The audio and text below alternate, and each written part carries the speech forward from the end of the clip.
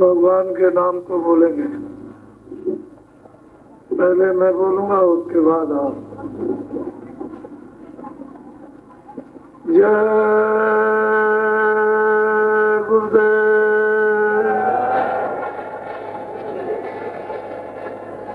जय गुरुदेव, जय गुरुदेव, जय गुरुदेव। नाम किसका? जय गुरुदेव। नाम किसका? जय गुरुदेव। नाम किसका?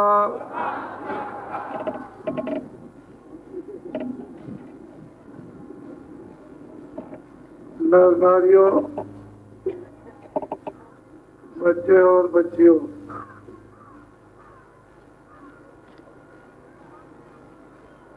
पहले से अब वो समय नहीं रहा जो आप सोचा करते थे। वो परिवार का समय, अपने समाज का समय और अपने राज का समय, अब वो नहीं रहा जिसकी आप कांक्षा करते थे।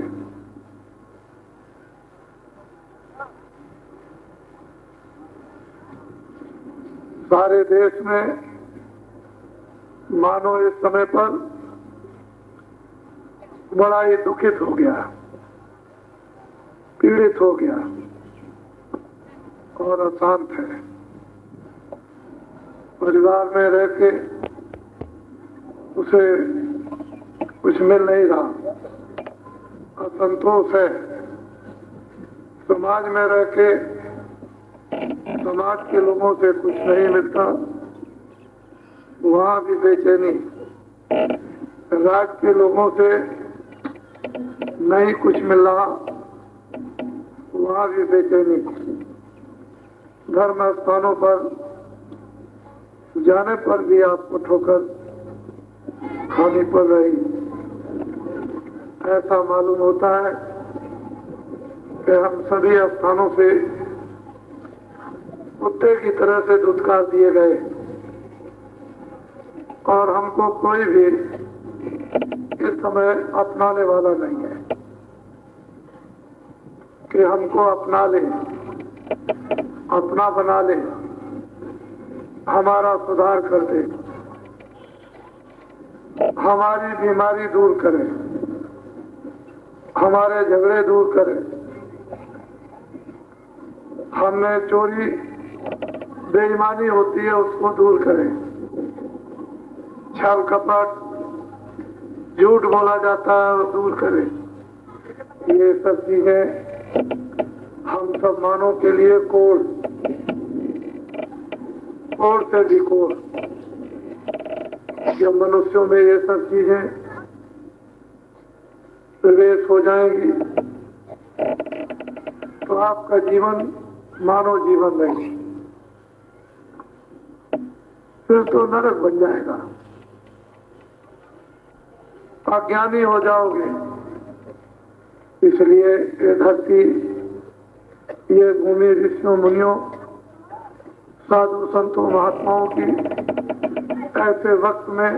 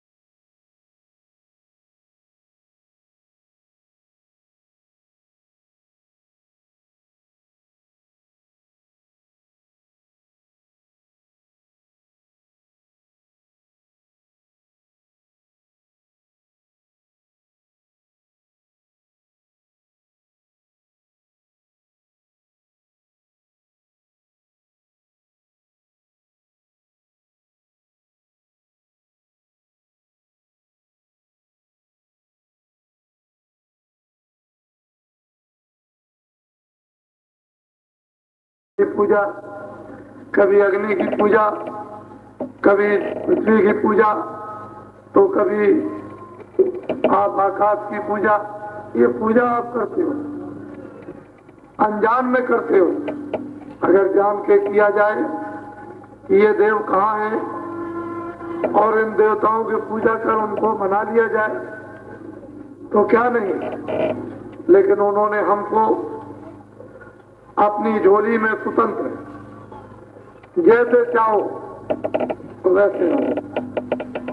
हम सब लोग एक छोटी सी गृहस्थी में, एक छोटे से बंधन में, ऋषियों मुनियों के आदेश में, माँ बाप के आदेश में, पति और पत्नी एक दूसरे के आदेश में, पिता और पुत्र एक दूसरे के अनुशासन में जब हम रहते थे तो हमारे पास कुछ नहीं, लंगोटी पहरे हुए हों, सुखी थे, शांत थे,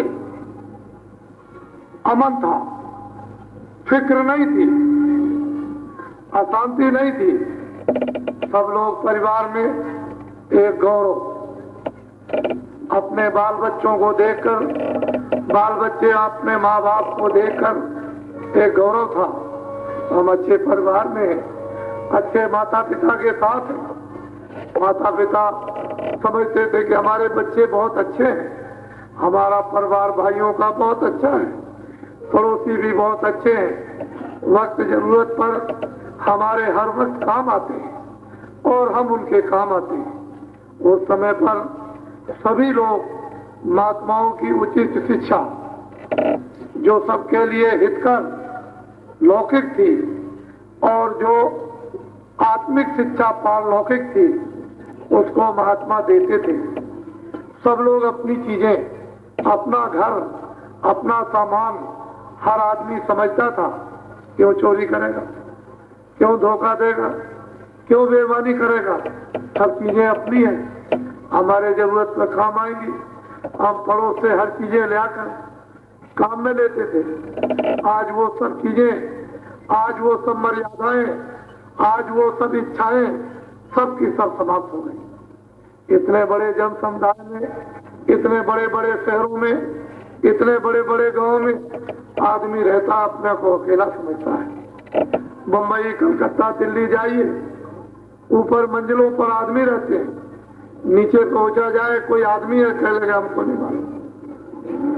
नीचे वाले ऊपर को नहीं बताते, ऊपर वाले नीचे को नहीं बताते। इतना संबंध मानवता का निकटवर्ती समाप्त हो गया। तो आपको क्या मिला इतने दिन में? मैं तो समझता हूं कि वो अंग्रेजों का जमाना कितना निकटतम था हमारे धर्म में, हमारे कर्म में, हमारी पूजा में, हमारे देवस्थानों की आस्था में, गंगा और जमुना में, गीता और रामायण में जब कभी उत्सव होते थे तो बड़ा प्रबंध करते थे, उसमें सहयोग करते थे ताकि इनकी भावनाओं पर कोई ठेस न लगे। लेकिन वो जमाना भी था, कोई मारा पीटा जाए तुरंत शीघ्र उसका इंतजाम। उसी समय पर गांव के लोग एक न्याय, अपने बुजुर्गों की पंचायत थी, जरा सी कोई गलती हुई, शाम को खेतों से आकर लोगों ने गलती करने वालों को बुलाया और बैठ के निरपक्ष निराकरण हुआ। गलती अगर पाली उन बुजुर्गों ने, न्याय करने वालों ने, तो तुरंत उसको दौर से आठ आना, 5 बच्चियों को भोजन देना, 10 बच्चियों को भोजन देना, इत्यादि इत्यादि, तुरंत ये सब चीजों का निराकरण होता था। और कान पकड़ते थे लोग, पैर छूते थे, हम गलती नहीं करेंगे। अगर किसी ने बड़ी गलती की तो हुक्का बंद कर दिया, तंबाकू बंद कर दिया, घर पर उठना बैठना 10 दिन का बंद कर दिया। ये सब चीजें हमारी सामाजिक, हमारे सुख की, हमारी व्यवस्था की, हमको एकत्र रहने की, ये सब हमारे ऋषियों ने कितना परिश्रम किया था, कितनी मेहनत की थी। क्या आपने कभी इस बात को सोचा है कि उन्होंने मेरे लिए क्या नहीं किया? कितनी तपस्याएं की, कितनी मेहनत की है उन्होंने। आप अगर इन सब चीजों को अब मौजूदगी में देखें, मुझे सुबह से देखें शाम तक, मैं कितनी आपके लिए मेहनत कर रहा हूं, मुझे किस चीज की जरूरत, मैं क्या आपसे चाहता हूं, मुझे कुछ नहीं चाहिए, लेकिन आप बेचैन हैं। जो मालिक का हुक्म होता है उसे आपके लिए करना पड़ेगा, उसके लिए मेहनत उठानी पड़ेगी। ये मेहनत को आपको देखना चाहिए। तो जो प्राचीन गत जितने भी ऋषि मुनि महात्मा हमारे लिए कितनी मेहनत कर गए, हमको सुखी देखना चाहते थे, हमको निर्मल देखना चाहते थे, हमको आराम में देखना चाहते थे, हमको समृद्ध में देखना चाहते थे। जब तुम समृद्ध रहोगे, तुम आराम में रहोगे, तुमको शांति मिलेगी। तुम उनके कौन थे? बच्चे थे। वो क्यों प्रसन्न होते थे? अपने बच्चों को सुखी देखकर, अपने बच्चों को आनंद देकर। कौन माता पिता है? अपने बच्चों को खिला के। बहुत से संसार में ऐसे माँ बाप हैं जो अपने बच्चों को घर से बाहर कर देते हैं, फिर खाते हैं, रात को सुला देते हैं, फिर खाते हैं। वो माँ बाप उनके बच्चे नहीं, उनके हृदय में जगह नहीं है। असल चीज थी कि ऋषि मुनि महात्मा उनकी आप बच्चे थे, वो आपको अपना मानते थे, आप उनको मानते थे, ना आप उनसे दूर हो सकते थे, ना वो आपसे दूर हो सकते थे। लेकिन इन दिनों में आपको दूर कर दिया, हटा दिया, विमुख कर दिया, मोड़ दिया, अलग कर दिया। ये अच्छे नहीं है, ये बहुत खराब है, ये कुछ नहीं दे सकते हैं, ये समाज का कुछ नहीं कर सकते हैं। इस तरह की बातें जो आपके सामने आई, उससे हम मानवता का पतन हो गया। हमारी मानवता की सत्यता, सेवा, आदर और सत्कार और प्रेम समाप्त हो गया। अब मनुष्य ही में ये चीज समाप्त हो जाए। जो घड़ा हमारा खाली होता था, उसको इन चीजों से वो भरते रहते थे। जो भरी हुई चीजें हमको सुख देती थी, आनंद देती थी, चरित्र देती थी, सदाचार देती थी, और फिर सब एक दूसरे से प्रेम पैदा करती थी, उन चीजों को अगर निकाल के गंदी वस्तु भर ले तो क्रोध उत्पन्न होगा, काम उत्पन्न होगा, लोभ उत्पन्न होगा, मोह उत्पन्न हो जाएगा, अहंकार आ जाएगा, फिर विनाश होता है, फिर लड़ाई, फिर झगड़े तरह तरह के। तो असली चीज ये है मानव जीवन, क्या ये बार बार मिले? कितने दिन, कितने युग, कितने समय, कितने जन्मों में आपने कठोर से कठोर पुण्य किए होंगे, कष्ट उठाकर, शारीरिक कष्ट धन से किया होगा, आंखों से किया होगा, कान से किया होगा, हाथ पैर से किया होगा। जब ये कभी किसी काल में मनुष्य प्राप्ति का पुण्य जब इकट्ठा हो जाता है, तो आपको ये मनुष्य शरीर इस जीवात्मा भवसागर रूपी नदी से पार उतरने के लिए मानो अनमोल नौका दी जाती है, जिस पर यह जीवात्मा बैठी है। इसीलिए ये दिया जाता और इसके लिए सिद्धों को, ज्ञानियों को, अवतारी शक्तियों को, संतों को भेजा जाता है कि जुगों जुगों की मानो अनमोल महिमा को बता दो, जिससे ये चेत जाए, जाग जाए। इन्होंने जो कुछ भी कर्म किया उसका ये फल पाते चले आ रहे।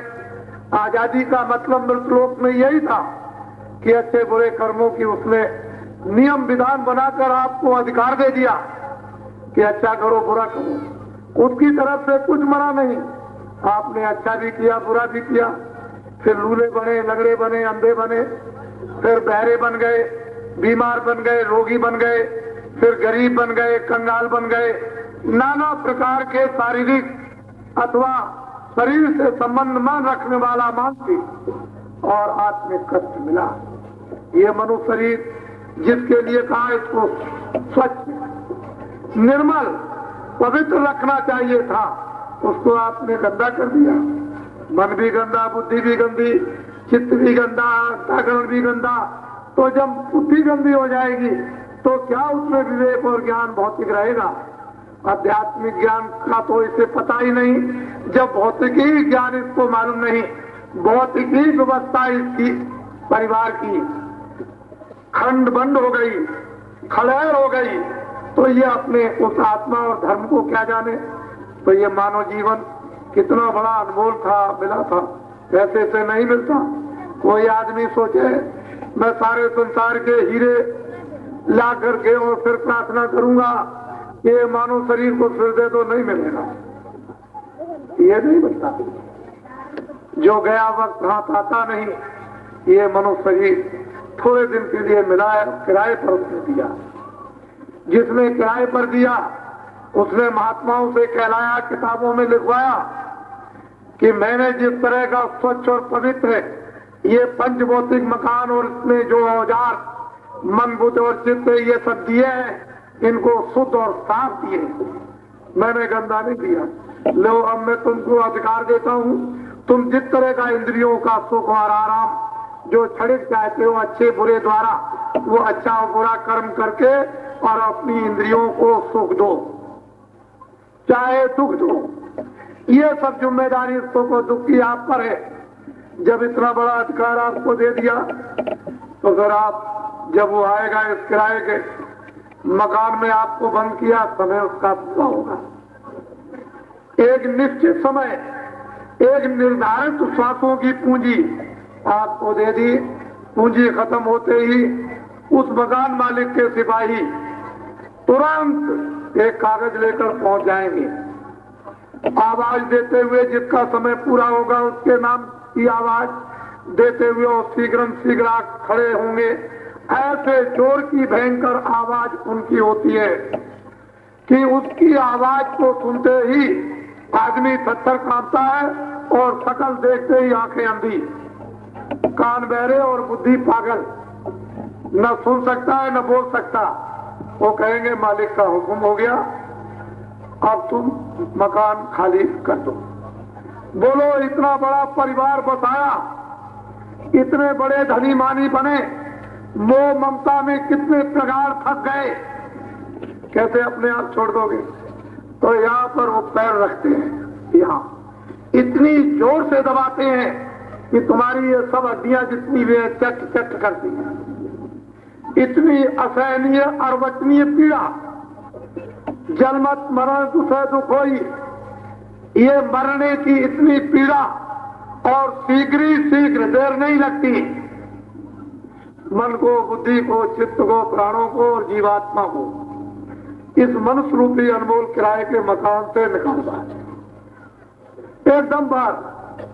और ये जमीन धड़ से गिरता है, लेटा होगा तो ऐसे हो जाएगा, खड़ा होगा गिर जाएगा, बैठा होगा तो ऐसे हो जाएगा।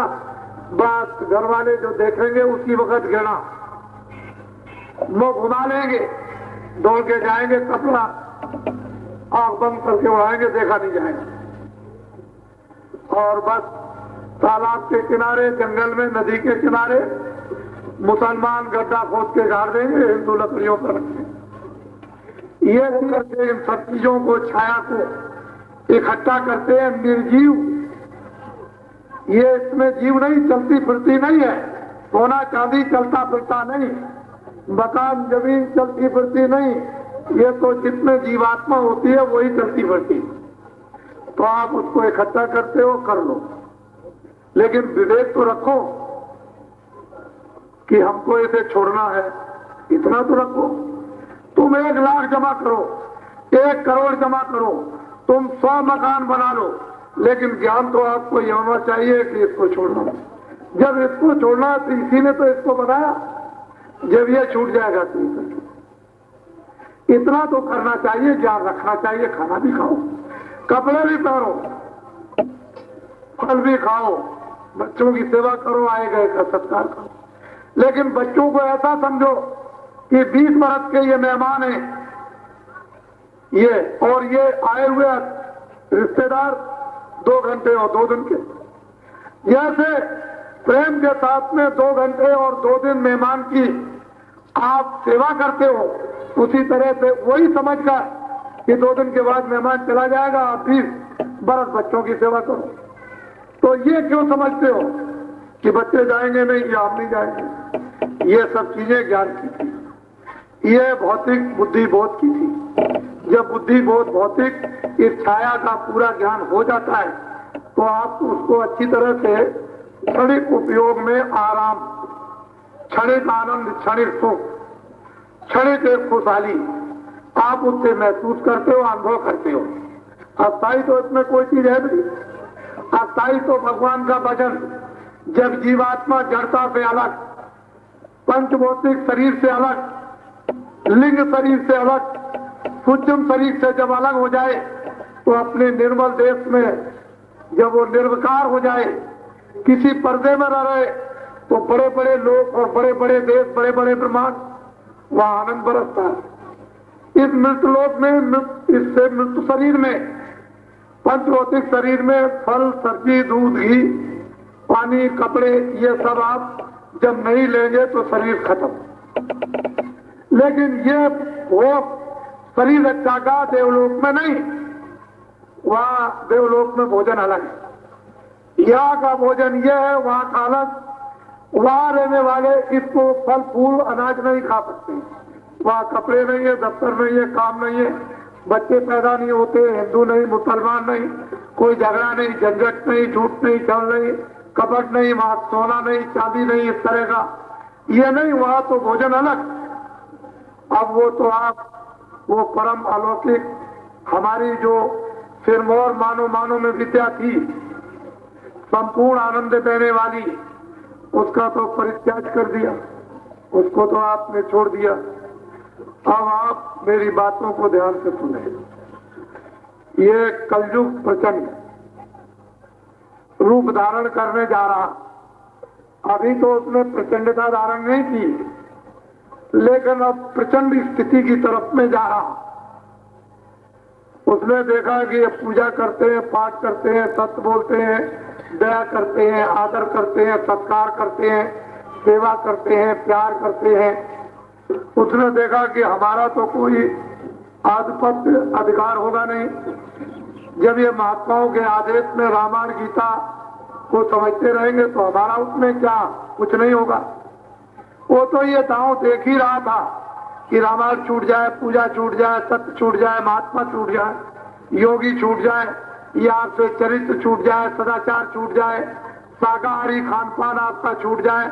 वो तो ये चाहता ही था कलयुग कि मेरा प्रभाव, मेरा आधिपत्य हो जाए। तो उसने तो अपना काम कर दिया। तुम इतने बदहोश रहे कि जरा सी आवाज उसने दी कि हम तुमको आजाद करेंगे, हम स्वतंत्र करेंगे, हम बिल्कुल बंधन से मुक्त कर देंगे, कोई किसी के ऊपर कोई बंधन रहेगा नहीं, और पुराने जो भी तुम अभी पकड़े हुए हो उससे कोई सुख नहीं मिलेगा। पुरानी आदत है और पुरानी पद्धति है और पुरानी व्यवस्था, उससे कुछ नहीं होगा। नई व्यवस्था और नई आदत और नई पद्धति से तुमको आजादी और सुख और समृद्धि मिल जाएगी। तो आप लालच में आ गए। आपने तो सोचा कि भाई पति पत्नी का बंधन नहीं, पिता पुत्र का बंधन नहीं, भाई भाई का बंधन नहीं, बड़े छोटों का कोई बंधन नहीं, तो हम जो चाहेंगे उसको करेंगे। ठीक है, महात्मा भी उनसे तो मुख मोड़ी लिया। वो चिल्लाते रहे, बच्चों अरे कहाँ जा रहे हैं, बच्चे अरे कहाँ जा रहे हो, अरे बच्चों सुन लो, कह लगे अब कोई जरूरत नहीं, अब तो आजादी लेने जा रहे हैं। तो वो भी बेचारे वही खड़े रह गए, वो बच्चे भाग गए सब। उन्होंने भी सोचा अच्छा जाने दो, देख आने दो, अब इनकी स्व इच्छा हो गई, अब इनकी इच्छा जाग गई, तृष्णा जाग गई, चलो देखा जाए। चुप हो गए, कुछ नहीं बोले। तो आपने क्या समझा कि ऋषि मुनि महात्मा साधु संत बिल्कुल लोप हो गए, अब संसार में है ही नहीं। तो तब तक उसको मौका मिल गया कलयुग को। उन्होंने कहा मैं तुमको ऐसी चीज दूंगा कि तुम बिल्कुल एकदम खुशहाल हो जाओगे। तुम लालच में गए, उसके सामने पहुंच गए, उसने पूछा तुम्हारे हाथ में क्या है? तो थोड़ी रामायण थी, थोड़ी गीता थी, थोड़ी भागवत थी, थोड़े देवता थे, थोड़ा सत्य था, थोड़ा प्रेम था, थोड़ी दया थी। उन्होंने कहा है इसको गिरा दो, ये किसी काम की नहीं। तो आपने उसको भी झाड़ दिया ऐसे करके।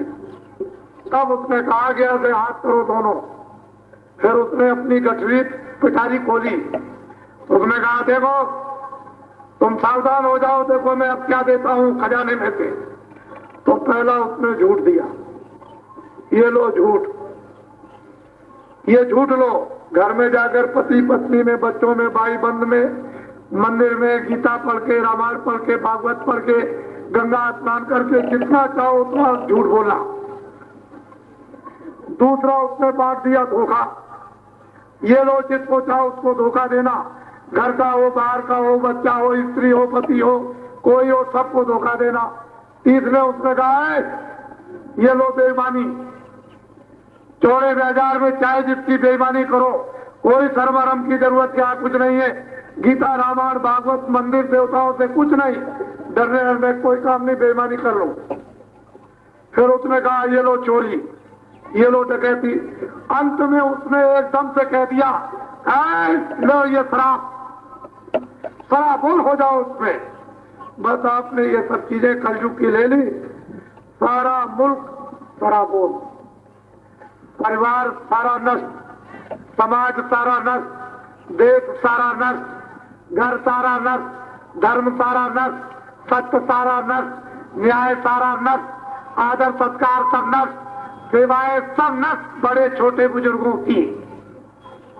अब आप रोगी, कोई अंधे, लूढ़े, लंगड़े, पेट खराब, ये खराब, मस्तिष्क खराब, पागल, कोई मिर्गी, कोई ये, कोई वो, तरह तरह की बीमारी, एक दो तरह की बड़ी घटना।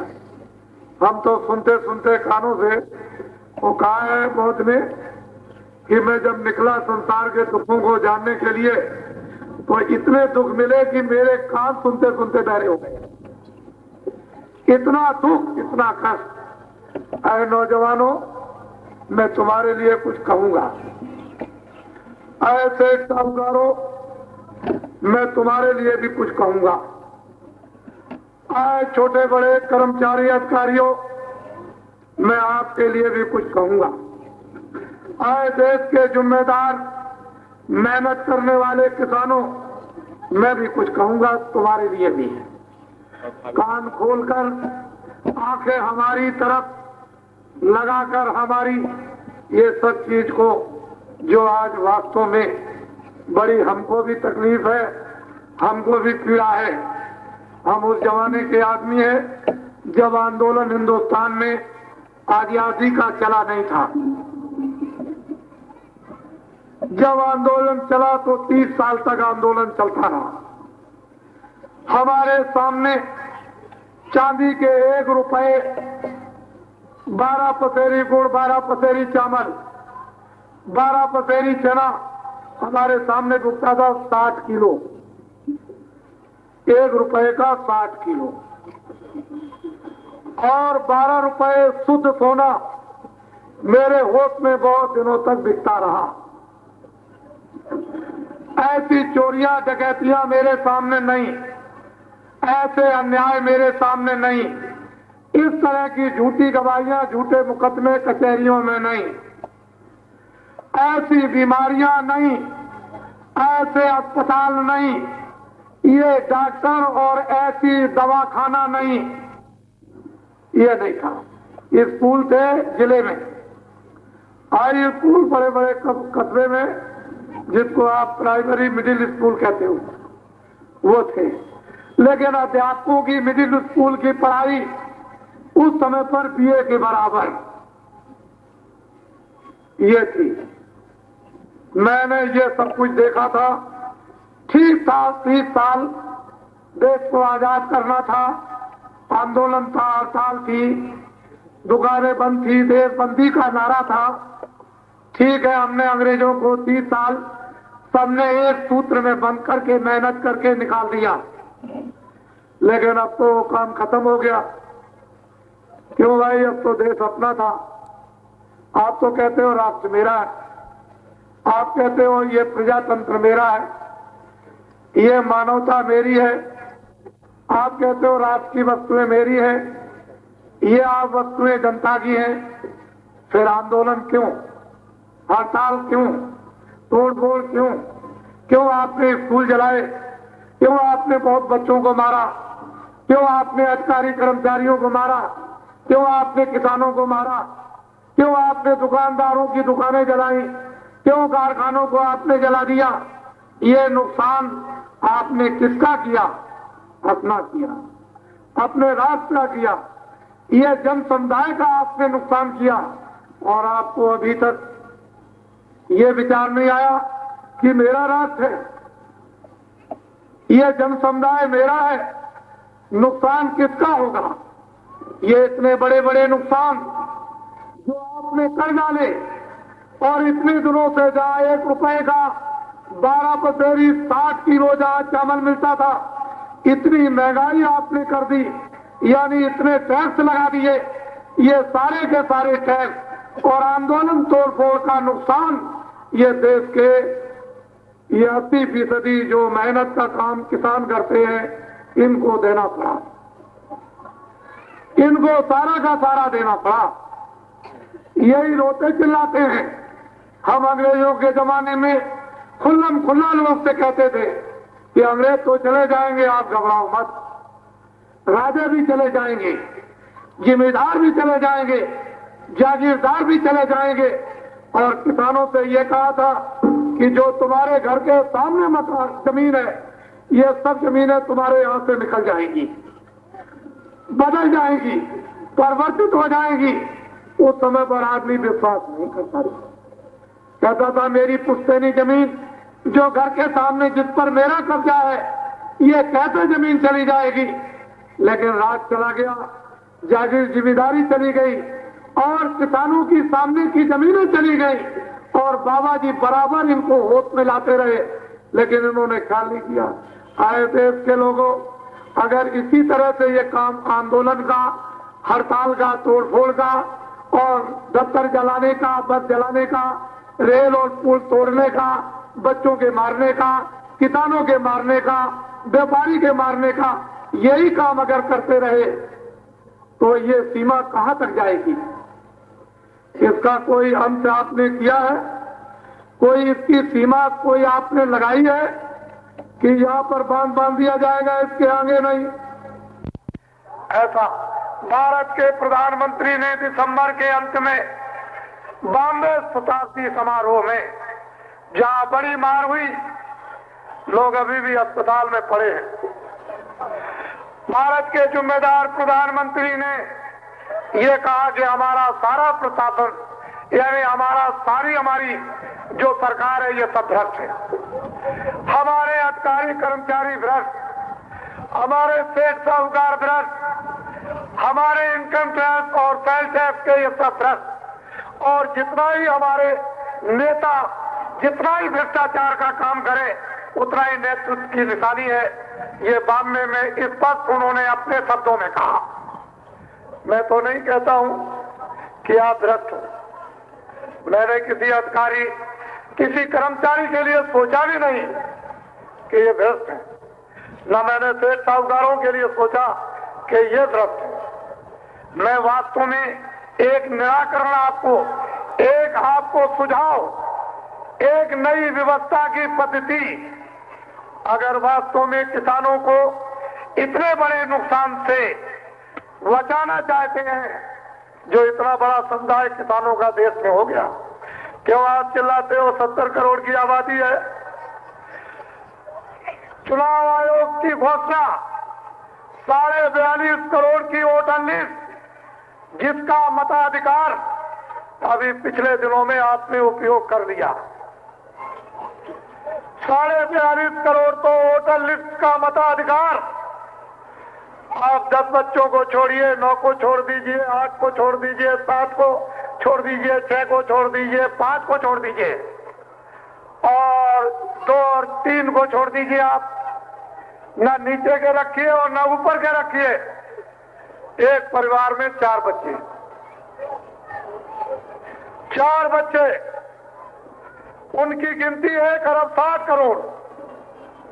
वोटर लिस्ट के आधार पर सरकारी, और 42.5 करोड़ इसके साथ जोड़ दीजिए, 2 अरब से आबादी ऊपर हो जाती है।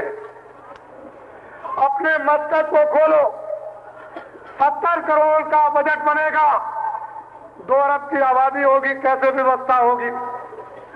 ये सोचो और समझो। कहते हो कि नहीं हमारे एमएलए एमपी भ्रष्ट हैं। अरे जिसको खाना नहीं मिलेगा, तनख्वाह में पूरा नहीं पड़ेगा, चाहे कर्मचारी, चाहे अधिकारी हो, चाहे सेठ और साहूकार हो, चाहे एमएलए और एमपी हो तो उसके भी तो बाल बच्चे हैं, कुछ पेट में चाहिए कुछ। बड़े बड़े शहरों में रहते हैं, उनका खर्चा पूरा नहीं पड़ता, अधिकारियों को दबाते हैं मजबूरी में, बेबसी में। अरे बाबा जी से क्यों नहीं पूछते हो? एक नया संविधान बना दो, जितने भी एमपी 10,000 एमपी चुन करके आप भेजें दिल्ली और 10,000 को मिनिस्टर बना दीजिए तो सारे देश का काम नहीं संभाल सकते हैं। 5,000 एमएलओ को पटना भेज दीजिए और 5,000 को मिनिस्टर बना दीजिए, सूबे का काम नहीं संभाल सकते हैं। तो 20 मिनिस्टर, 25 मिनिस्टर सारे देश का काम कैसे संभालेंगे? जितने भी एमएलए एमपी पक्ष के विपक्ष के चुनकर पटना दिल्ली में जाते हैं, उन सबको काम दे दीजिए, ताकि जनता ने आशा की थी कि मेरे क्षेत्र में सेवा का ये काम करेंगे। दिल्ली पहुंचकर, पटना पहुंचकर वो हाथ पे हाथ धर के बैठे हुए हैं, उनको काम दे दीजिए। जब काम उनको मिल जाएगा, अपने अपने क्षेत्र में काम करने लगेंगे, तो उनके पास कोई भी समय नहीं रहेगा जो आंदोलन करेंगे, हड़ताल करेंगे, तोड़फोड़ करेंगे, किसी अधिकारी को दबाएंगे, किसी कर्मचारी को दबाएंगे, किसी सेठ साहूकार को दबाएंगे। उनको काम क्यों नहीं देते हैं? उनको काम दीजिए। आपने कह दिया कि अधिकारी और कर्मचारी भ्रष्ट है। ये भ्रष्ट नहीं है, हम सिद्ध कर देंगे ये भ्रष्ट नहीं है। हमको मालूम है, हम वही आदमी हैं जब आपको 127 जब रुपया मिलता था पुलिस के सिपाहियों को, तब हमने कहा था कि तुम्हारा 500 हो जाएगा। उस समय पर 127 और 500 जमीन आसमान का अंतर है। लोग कहते थे बाबा जी तो झूठ बोलते। हमने उनसे कहा, कहे सिपाहियों, आए छोटे कर्मचारियों, अगर तुमको 5 से ऊपर मिल जाए तो मुझे भी कुछ उसमें से पैसे दे देना। हमारा तुम्हारा वादा था, लेकिन तुमने नहीं दिया। हम जानते हैं कि तुम्हारा गुजारा नहीं होता था। अब हम समझ रहे हैं कि वर्तमान समय में डीजल बढ़ गया, पेट्रोल बढ़ गया, खाद बढ़ गई, मिट्टी का तेल बढ़ गया, बस का भाड़ा बढ़ गया, ट्रेन का भाड़ा बढ़ गया। क्या इसकी कोई सीमा है कि कब तक बढ़ेगा? साल में 12 बार ओपन सामने, और बीच में जो है वो बिल्कुल गुप्त है, आप बढ़ा देते हो। ये बेचारा पाएगा तनख्वाह। एक नई महंगाई बढ़ती है, डीजल के ऊपर में कितनी महंगाई बढ़ गई, कितनी चीजों पर बढ़ गई। आरा मशीन पर, चक्की मशीन पर, यातायात मशीन पर, उठने बैठने के मशीन पर, एक तरह से नहीं, जितनी तनख्वाह मिलती है सब बच गई। इनके हाथ में कुछ नहीं पड़ा। ये बेचारे बच्चों को मिट्टी खिलाएं, ये कहोगे कि नहीं ये भ्रष्ट है, ये ठीक नहीं। जो न्यायाधीश न्याय करते हैं उनका उतनी तनख्वाह में गुजारा नहीं होता। हम जानते हैं उनको 10,000 रुपए महीना वेतन मिलना चाहिए, उससे छोटे को 6,000, उससे छोटे को 4,000, और सबसे छोटा कर्मचारी इस समय पर उसको 2,000 मिलना चाहिए, तो कुछ गुजारा हो सकता है। आए देश के सेठ साहूकारों और देश के साहूकारों से जुड़े हुए नौजवानों, तुम 1 करोड़ स्कूलों से निकलोगे, 1 लाख को नौकरी मिलेगी, 99 लाख बेकार।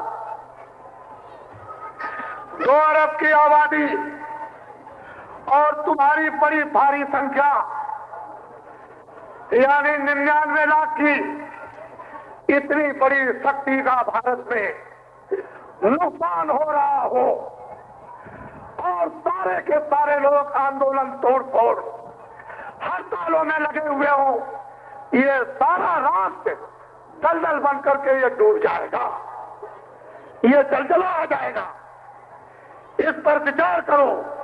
नौजवानों की शक्ति का उपयोग भारत के लोगों ने, क्रेमलिन के लोगों, तुम इस पर विचार करो। करना चाहिए विचार। ये प्रजातंत्र है, अधिकार तुमको विचार करने का दिया। ये राजतंत्र नहीं है। और तुम अपनी बुद्धि को सुनाकर रात को सो जाओ हाथ में हाथ रखे, तो फिर आप हमारा साथ दे दो, हमारी एक बात मान लो। तुमने सबकी बातों को माना, लेकिन मेरी बात को क्यों नहीं मानते हो? मैं पहले भी महात्मा नहीं था, अब भी महात्मा नहीं हूं, और मैं आगे भी नहीं रहूंगा। मुझे न राष्ट्रपति की ख्वाहिश, न मुझे प्रधानमंत्री की ख्वाहिश, न मुझको मुख्यमंत्री की ख्वाहिश। इसमें से मुझे कुछ नहीं चाहिए, इसकी कोई जरूरत नहीं। हिंदुस्तान में दो पूंजियां इस समय पर काम कर रही हैं, एक तो सफेद और एक काली, जिसको एक व्हाइट कहते हैं, एक ब्लैक कहते हैं। घरों घरों में छोटे बड़े काम करने वाले बेचारे व्यापारी, छोटे बड़े, इनके तलाशी होती है, सामान उठ जाता है, कितनी परेशानी उठानी पड़ती है हम जानते हैं अच्छी तरह से। अरे छोटे बड़े सेठ साहूकारों, तुम मेरी बात को क्यों नहीं मानते हो? एक दफे तुम मेरा साथ तुम दे दो, तुम्हारे घर में कोई तलाशी नहीं, और ब्लैक पूंजी का एक नया पैसा भी तुमको टैक्स नहीं देना पड़ेगा। अगर तुम मेरा साथ दे दो और तुम मेरी बात को एक बार मान लो, तो सारे हिंदुस्तान की पूंजी 24 घंटे में मैं व्हाइट करा दूंगा। क्यों नहीं मानते हो? किसानों, हम जानते हैं 37 साल से तुम रो रहे हो।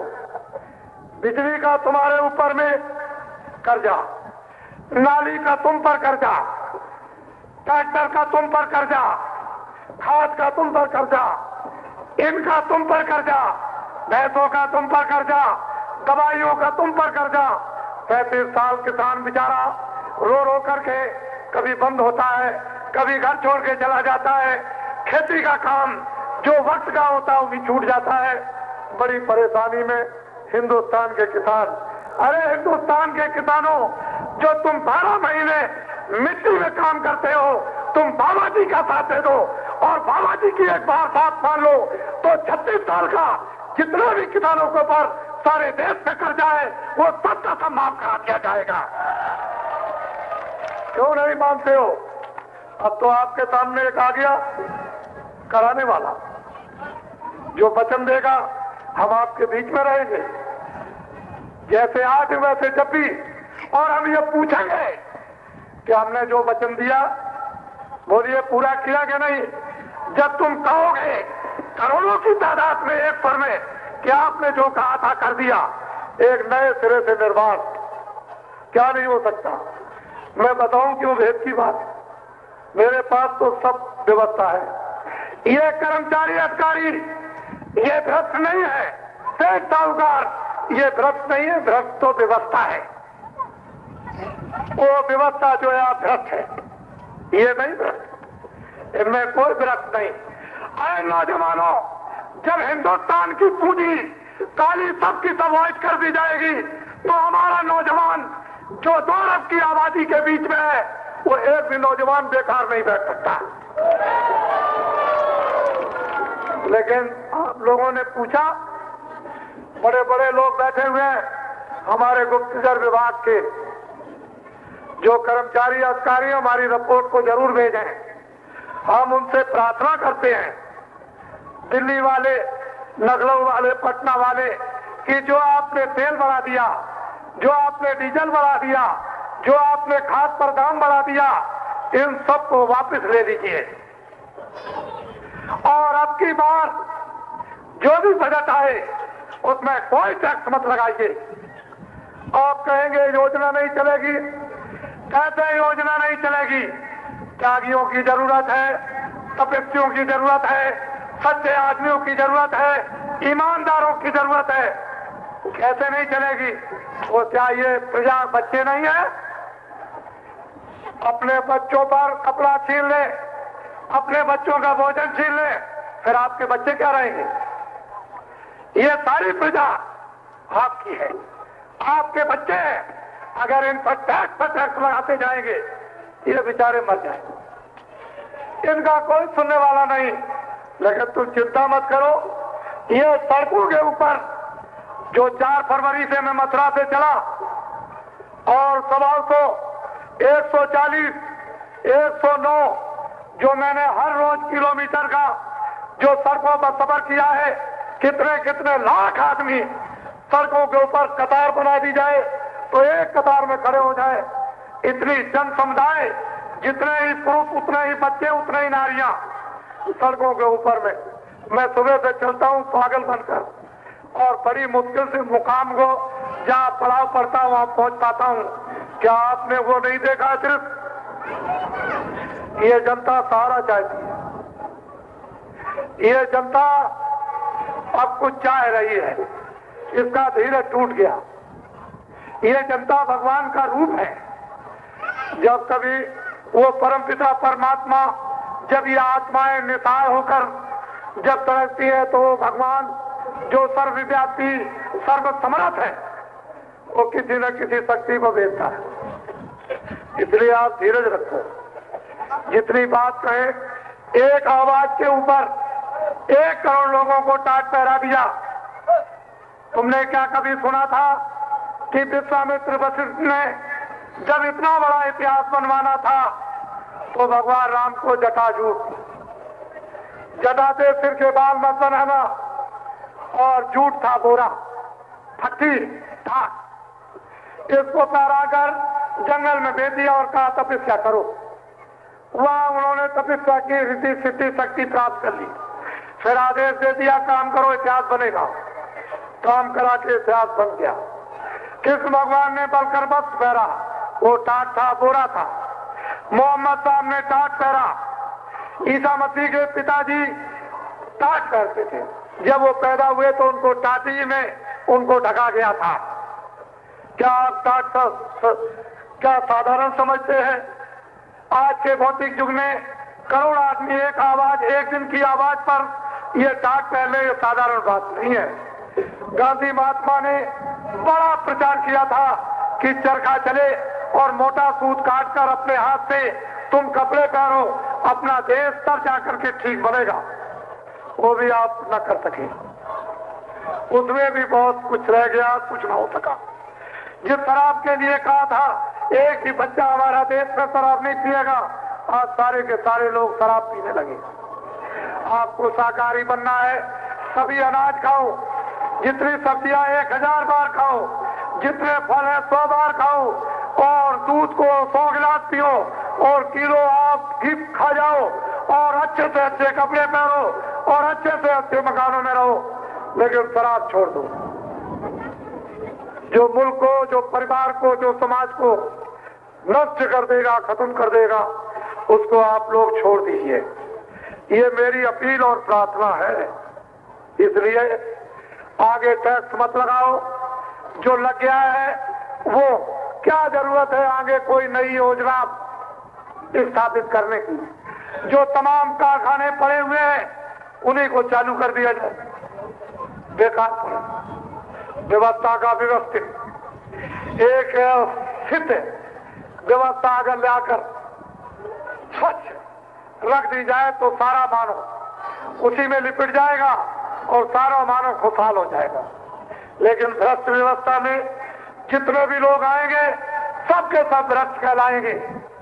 इसलिए व्यवस्था भ्रष्ट है, लोग भ्रष्ट नहीं है।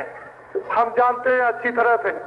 नर नारी बच्चे बच्चियों, मैं अनमोल तुमको इस समय एक भौतिक एक व्यवस्था, इसको भी आप घबराओ मत। मैं आपकी हर तकलीफ में शरीक मदद करना चाहता हूं। 1 तकलीफ, 2 तकलीफ, 3 तकलीफ, ये तो काफिले के दर्शन करने से आपकी जाएगी।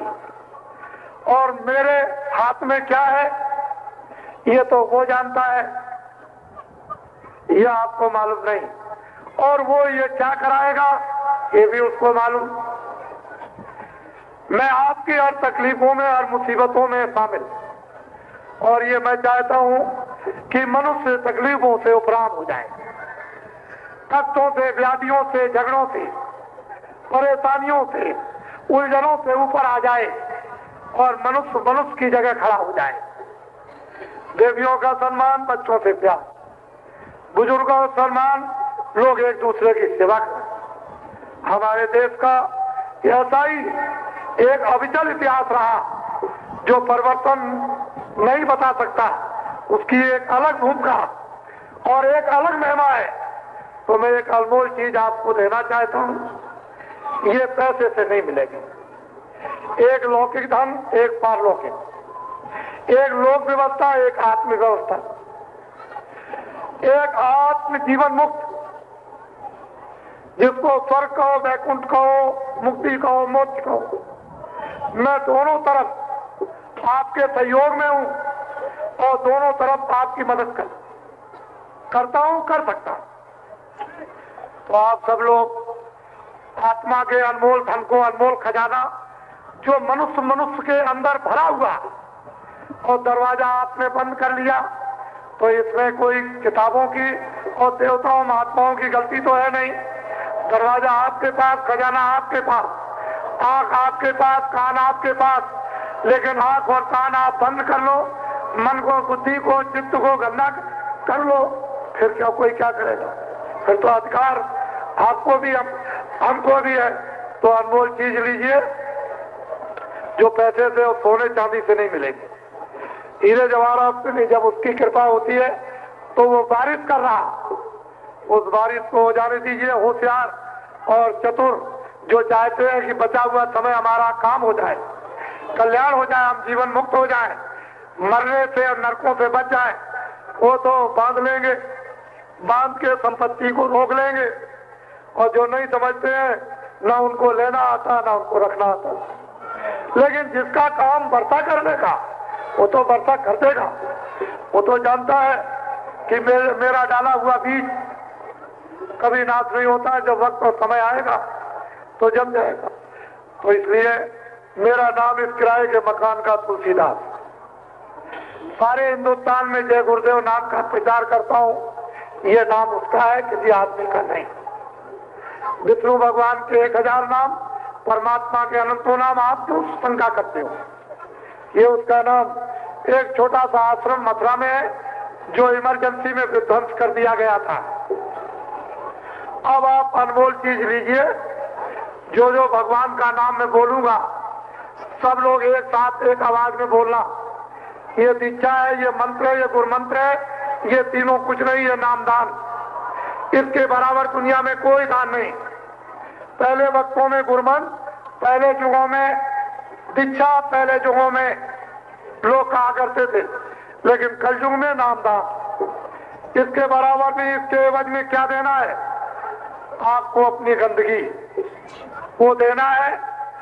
ये संकल्प करना जिससे कि ऐसी औषधि लगा दी जाए कि मन, बुद्धि, चित्त, अंतःकरण, जीवात्मा साफ हो जाए और आप स्वच्छ हो जाओ। फिर भजन करने लगो। तो दिन में काम, बच्चों की सेवा, रात को लेट कर।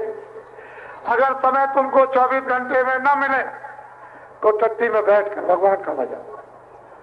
मनुष्य रूपी मंदिर में कोई छुआछूत नहीं।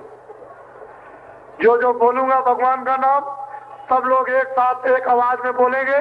आपकी आवाज मेरे कानों तक आए।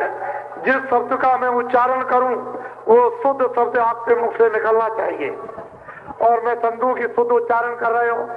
जब मैं चुप हो जाऊंगा तो आप भी चुप हो। अरे भाई, भगवान का क्यों नियम बिगाड़ते हो? तुमको सजा मिलेगी बहुत, तुम तो जानते नहीं हो।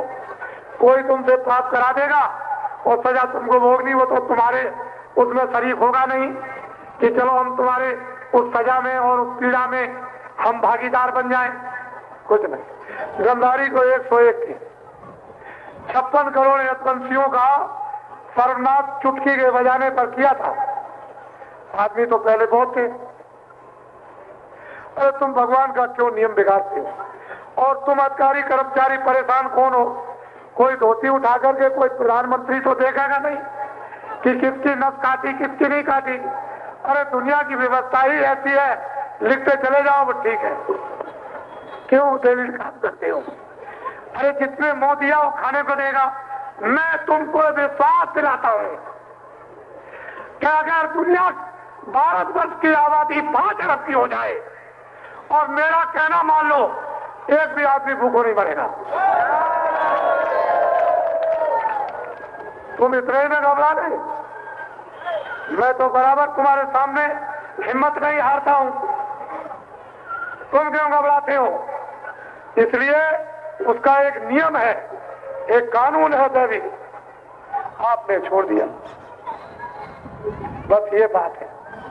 नहीं तो किसान ऐसे अनाज फेंक देता था खेत में और 7 वर्ष के लिए उसको एक फसल पे मिल जाता था। 2 फसलें तो बाद में आई, मेरे समय में एक फसल बोते थे। तो लगे अब कोई जरूरत नहीं, क्या जरूरत? मेरे सामने खेत पड़े रहते, जमीनें पड़ी थी, एक फसल बो दिया। अब 3-3, 4-4 फसलें और फिर भी पूरा नहीं। एक कमाता था, 10 खाते, अब 10 कमाते हैं, अब किसको नहीं मिलता। हे नारायण, नर नारी, बच्चे बच्चियों, अच्छा ये बताओ, ये टाटदारी है, इनसे अभी नोट करना, 5 नाम, 5 रूप, 5 अवतार, हर एक की आवाज, भजन और ध्यान और सुमरन, ये सब सीख लेना। अभी इनको पकड़ लेना, ये सब आपको लिखाएंगे। ये बहुत से टाट पहनने वाले आपको मिलेंगे, आप पकड़ लो, ये सब कुछ लिखा डालेंगे। अब ये बताओ किसानों, मैंने तुम्हारी बुराई तो नहीं की है? बोलो। तो नौजवानों और व्यापारियों, मैंने आपकी कोई निंदा तो नहीं की? अच्छा। तो कर्मचारियों और अधिकारियों, मैंने आपकी कोई बुराई तो नहीं की है? तो ये बताइए, हमने कोई सरकार की बुराई तो नहीं की? नहीं। तो जो हकीकत है वो तो कोई ना कोई कहेगा, कभी ना कभी। जो सत्य है उसे तो कहना होगा, उसमें तो कोई तर्क है नहीं। अब ये भेद की चीज है, वो तो मैं जानता हूं। तो मैं तो अब ऐसे थोड़ी अपनी पिटारी खोल दूंगा, वो तो वक्त से ही अब खुल जाएगी। अब तो आपके सामने आया हूं, तो दोनों व्यवस्थाएं इधर उधर की, इसलिए मुझसे कभी भूल चूक हो, कभी मुझसे भूल हो जाए, कभी मुझसे गलती हो जाए, तो मैं आपका पक्का सेवक हूं। और कभी आपकी मृत्यु होने लगे, मान लो इनमें से कोई कल ही रात को जाने लगे और जाते वक्त में सिपाही खड़े हो जाए, कहे समय पूरा हो गया, मालिक का हुक्म हो गया, तो हमारी इतनी बात को याद रखना कि मुंह से तो बोल नहीं सकोगे, तो अंदर ही अंदर जय गुरुदेव, जय गुरुदेव, जय गुरुदेव। जब तुम जय गुरुदेव बोलोगे तो मैं मिलूंगा आपको। आप घबराते क्यों? लेकिन जय गुरुदेव बोलोगे तो मैं मिलूंगा, और जय गुरुदेव नहीं बोलोगे तो नहीं मिलेंगे। मैं पक्का आपका सेवक हूं। मैं उस समय गाड़ी मुसीबत में, गाड़ी पीड़ा में